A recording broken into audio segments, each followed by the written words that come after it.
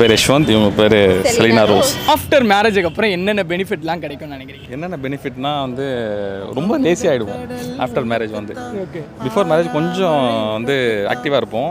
ஆனால் after marriage கொஞ்சம் ரொம்ப லேசியான மாதிரி ஒரு ஃபீல். ஏன்னா அந்தளவுக்கு எல்லா வேலையும் அவங்களே செஞ்சிடறாங்க. துணி துவைக்கிறது, காய வைக்கிறது, சாப்பாடு ஊட்டி வாயில் வைக்கிறது வரைக்கும் எல்லாமே நான் பண்ணுறதுனால அப்படியே ஒரு லேசியாக இருப்பார்.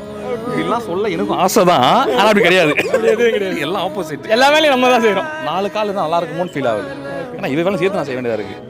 பெட்டில் உட்காருவேன், எப்பெல்லாம் உட்காரணும் அப்போ தான் வேலை சொல்லுவாள். வேலை செய்யும் போது வேலை சொல்ல மாட்டான். நம்ம உட்காரோம் பார்த்தீங்களா, அப்போ தான் வேலை சொல்லுவாள். எப்படி சிம்பிளாக ரிமோட் எடுத்து கொடு, பீரோ திறந்து கொடு, சுடுதண்ணி வச்சு கொடு, எல்லா வேலையும் நம்ம தான் பண்ண வேண்டியதாக இருக்குது. சொல்லுங்க பாப்போம், இதுக்கு தானே இதெல்லாம் பண்ணால் தானே. ஆக்சுவலி ப்ரோ எனக்கு 2 கால் பத்தலை ப்ரோ, 2 கை பத்தலை, 2 கால் பத்தலை, 2 கை பத்தலை. மொத்த வேலையும் நம்ம தான் செய்ய வேண்டியதாக இருக்குது. ஆனால் நல்லா இருக்குது, ஜாலியாக இருக்குது. நம்ம யாருக்கு செய்ய போகிறோம்? எல்லாமே வந்திருக்காங்க, நம்ம நல்லா பார்த்துக்கணும். ஸோ அதனால் நம்ம நல்லா பார்த்துட்டு இருக்கோம். இதெல்லாம் உங்கள்